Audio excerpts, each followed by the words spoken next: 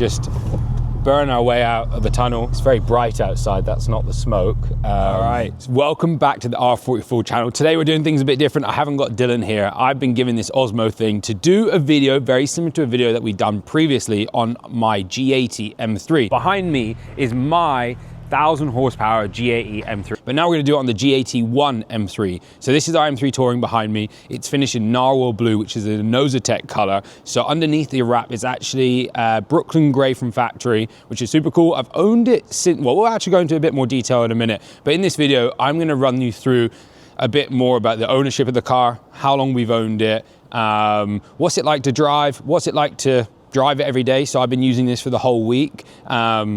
Filling it up, spending money on fuel, driving it as fast as I can to the speed limit, and all that fun stuff. But anyways, yeah, behind me, it's looking super cool. These lights, I love the lights. Snake eyes, this is for Hez.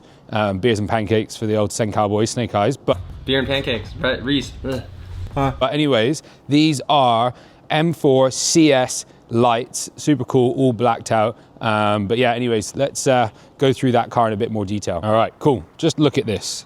Take it in. How cool is it to have your M3 looking like that? Even the Tesla Model Y owner just was staring. He almost crashed. But anyways, this thing is super cool. The color is something special. I wasn't 100% happy with it at first. No, I was not happy, just like, was like, oh, that's a cool color. We actually have two blue M3s now. But yeah, this is narwhal blue from a Nosotec. It's a wrapped by the guys over at Nosotec in the US, but normally Jake the Rapper is on it. And we're actually re-wrapping this car all again in the same color very soon. Look at the fitment. We need front wheel spaces, I think, now, because we run so much camber. But yeah, it is a serious car. So let's run through a couple things. So actually, we had a bit of an accident on the Nürburgring recently, so you might have seen that on social media. This is the car.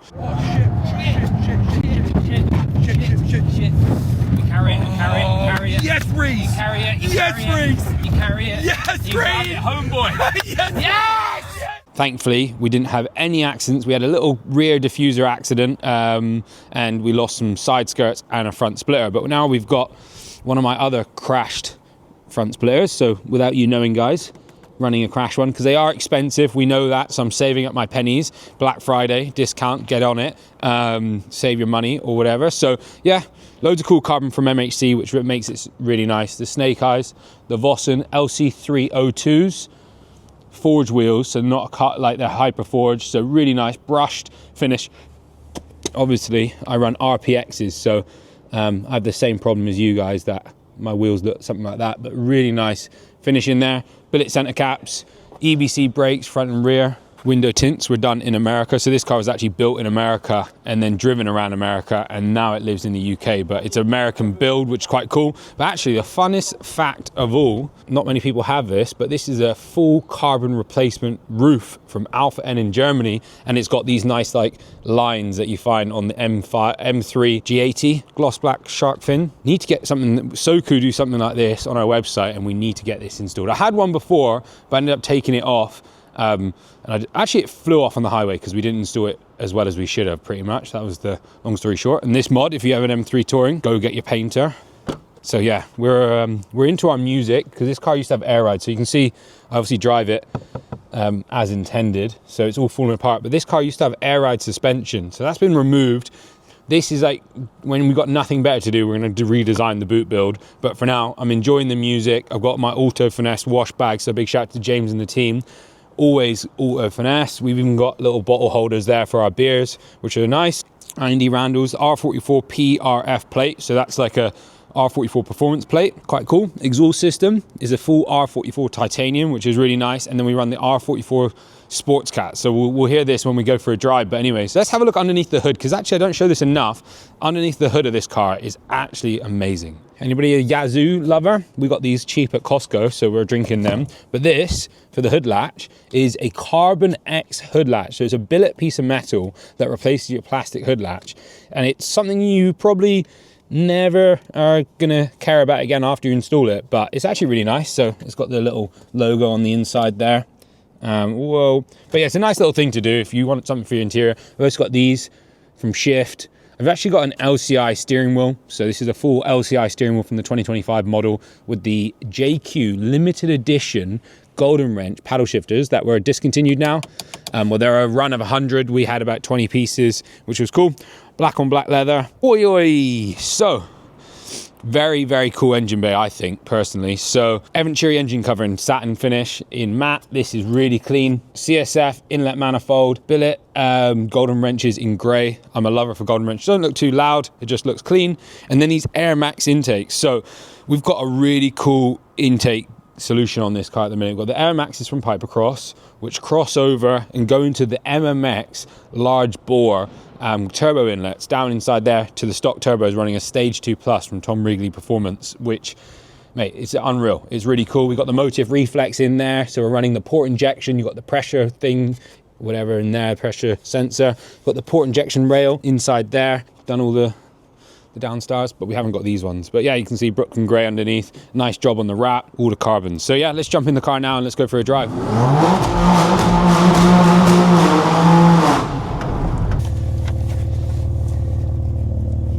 Oh, filming all of this, all right. Welcome back. We're back in the M3. So we've just been to the unit. So now me and Dylan, I've got Dylan, he's just be lazy and he's giving me the shit camera. Seatbelt on, safety first.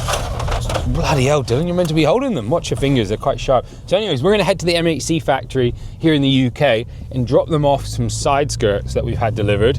These are raw side skirts. So you see the ones that flew off on the Nürburgring that aren't on this car.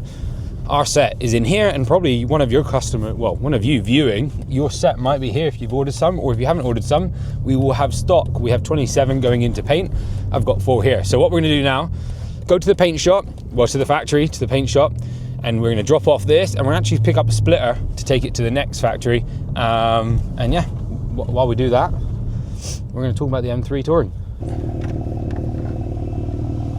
And so we've now dropped off those side skirts, and we now have an SP1 splitter. So the same splitter in here, we now have it in the back from the paint shop, but that has nothing to do with this video. So, bought this car in 2023. Since then, we've driven all the way around America, all the way around Europe, and pretty much all the way around the UK, and we've done 24,800 miles. So not bad. I'd be surprised. I thought it would be higher, at least doing 10,000 in each country, but yeah, not too bad. This car is driven across Route 66, which is quite a fun fact. But yeah, 24,800 miles. Miles per gallon. How many miles per gallon do you think I get? 17.5. It's not bad. Pretty horrendous. Some people are getting like 80 miles per gallon in their car. We're getting 17.5, which is pretty good. Currently off the throttle, I'm getting 99.5 at the moment, which is fantastic. But yeah, not bad. And I drive it pretty slow. Why is the M3 Touring probably the best car? I would say, controversially, probably straight from BMW is probably the best car in the world, because it's so high. You could literally drive up curbs and then jump off them as well. But me personally, I couldn't look at it every day, so it wouldn't make me happy. So then it might drive nice, but it might not be pleasant to the eye. So yeah, I just think they're good because you can fit a lot in the back, which is quite helpful. You also have that little access door. You've got the bucket seats, holds you in when you want to go a little bit fast. I think the main thing is probably on your drive to work, or your drive home especially, you go through different phases. You leave work, you're tired, you start relaxing, you start getting back into it, you sit in a bit of traffic, but then if you live outside of the city, you start getting on some open roads, and all of a sudden you can have a play, or someone cuts you up. And this is what happened yesterday. Someone cut me up, and I said, yeah, all right, cut me up, no problem. And then I just absolutely cut him up, but as fast as I could. And I think that was a nice feeling. But if you're in your Corsa 1.2, you're gonna get cut up and then left behind.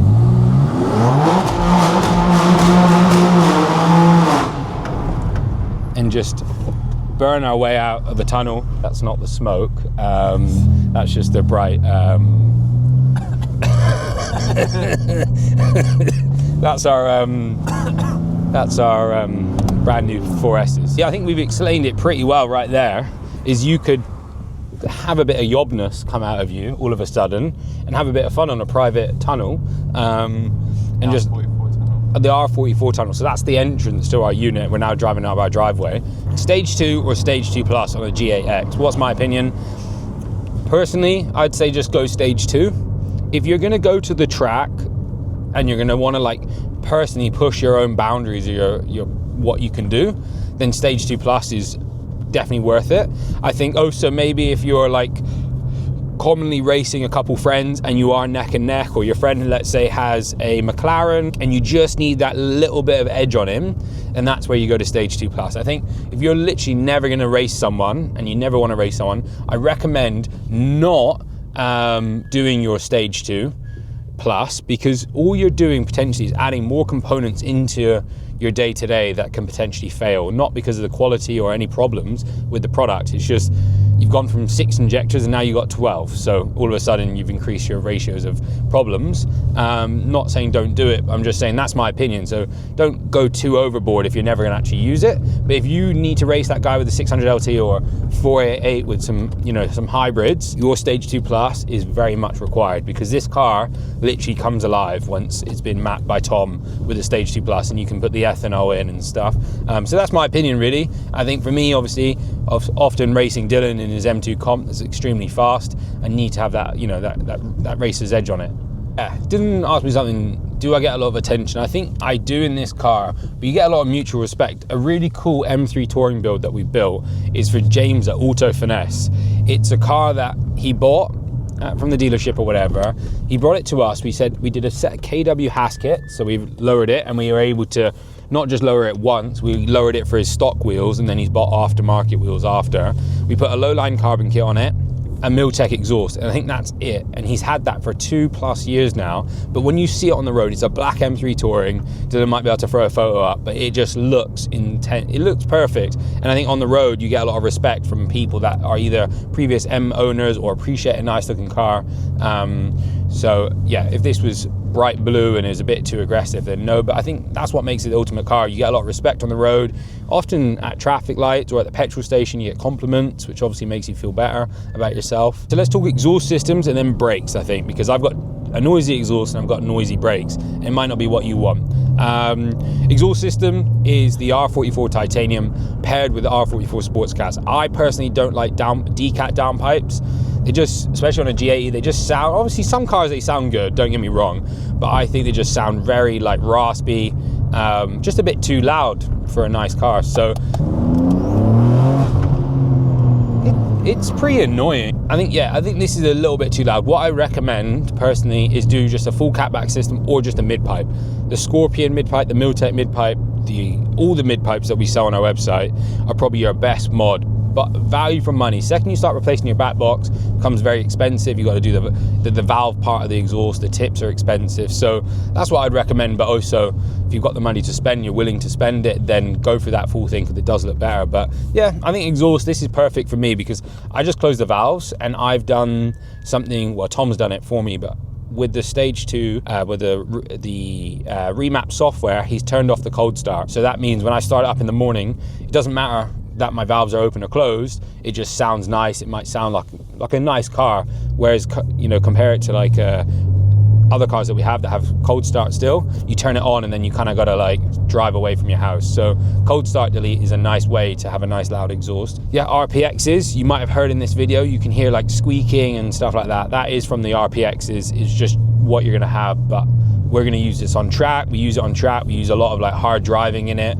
I don't want to have a cheesy brake. I want a proper brake pedal. I don't want them to fade. So an RPX, good brake lines, good brake fluid is what we've gone for. But if you're, you know, let's say you just bought a car and you're not happy with the dust, there are like dustless pads. We don't sell many. EBC yellow stuff or blue stuff. I'd say blue stuff are a good OEM direct replacement. They're just fit and forget, slightly more bite than the original and a little bit less aggressive dust. The dust is a little bit lighter. Next mods.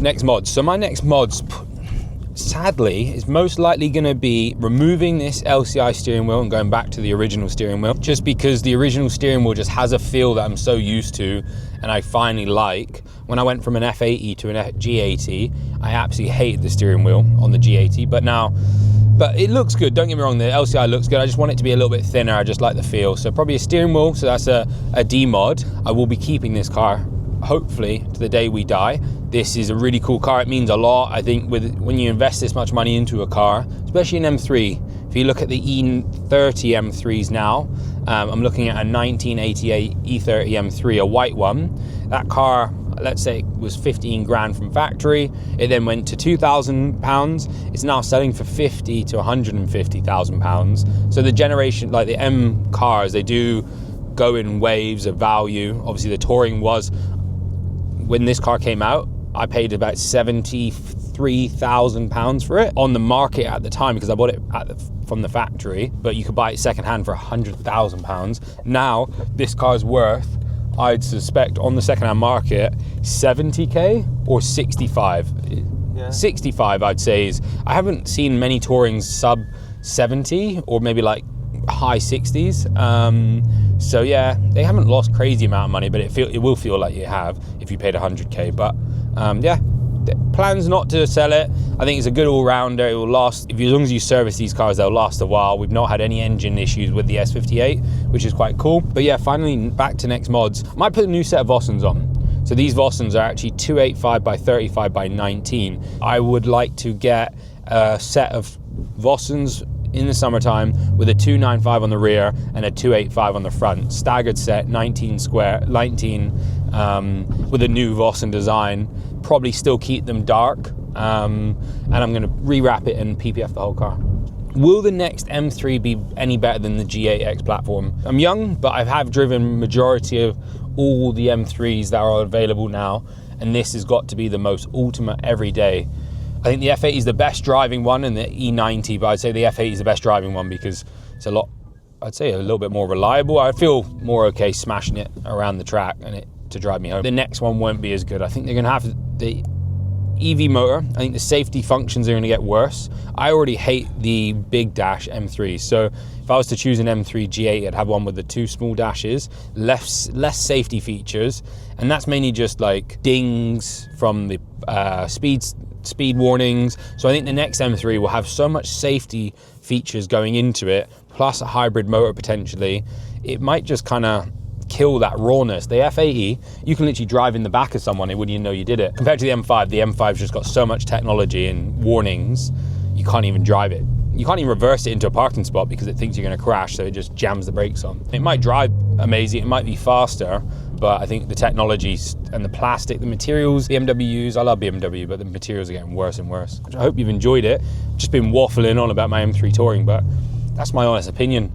Own this car, I've been in the car for at least 20,000 of these miles, I'd say, and that's pretty good for me. I drive a lot of different cars every day, so yeah, I spent a lot of time in this car, and it's the boy, and I've been dailying it for the week, and I think it's an absolute beast. The only thing I'd do if you're speccing an M3 Touring from factory, if you still can do it, opt for ACC, adaptive cruise control. So that means it will do the distance between you and the car in front and keep you in the lane, because sometimes, you know, when you want to relax, you just want to let the car drive you back to your house. That's my next mod. I'm going to retrofit. It's my goal for 2026.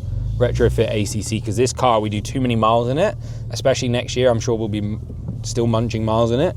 It needs ACC, and I don't think it can be that hard. It's just steering wheel buttons and some lume and some stuff. So anyways, like, subscribe, hit that bell button. This is going out around our Black Friday, so get online. Otherwise, check out our socials, let us know if you've got an M3 Touring. Check out our sales team, and of course, if you don't know what you're doing with your M3 Touring, just bring it down to our unit, talk to us, send us a video, we'll jump on a video call, we can help you, and yeah, let's go do it.